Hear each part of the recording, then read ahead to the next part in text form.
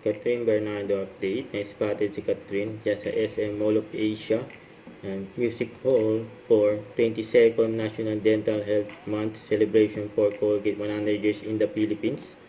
Bago yan, mga nagpaswerte na nakapagpa-picture kay Catherine at kay Mayor Mark Alcala dyan sa Rockwell. Kitang-kita naman outfit nila, same na same, parehas.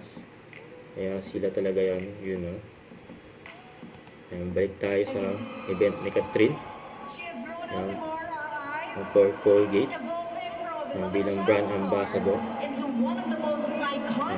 Ganda na smile ni Catherine.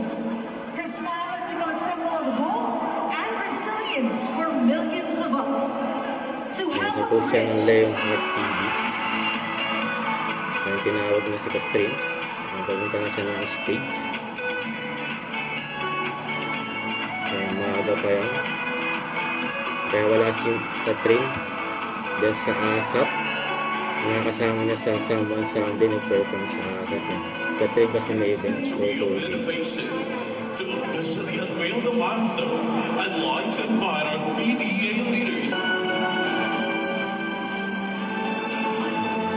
Catherine na nasa gitna. Kaya special si Catherine. Nagpa-picture pa nga.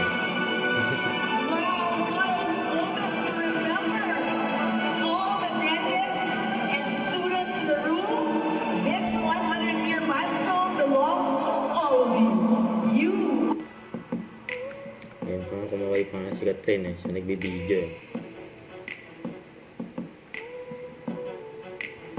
yan ayan, ganyan kabait si Catherine sa mga fans I grew up with. It's been in my bathroom since I was little. In our household, we rarely refer to toothpaste as toothpaste. We'd ask, may Colgate pa ba?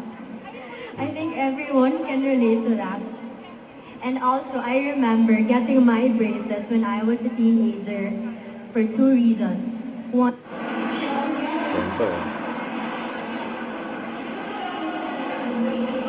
katabi ni Catherine ng doktor for Colgate.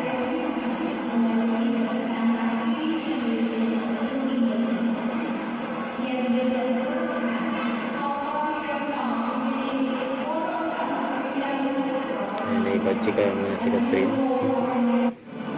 Ayan group picture sa Colgate event.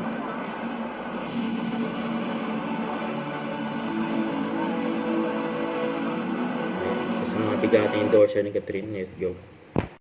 Don't forget to subscribe, click the notification bell for more updates. This is Richard, the Action Like. Stay tuned for more videos. See ya.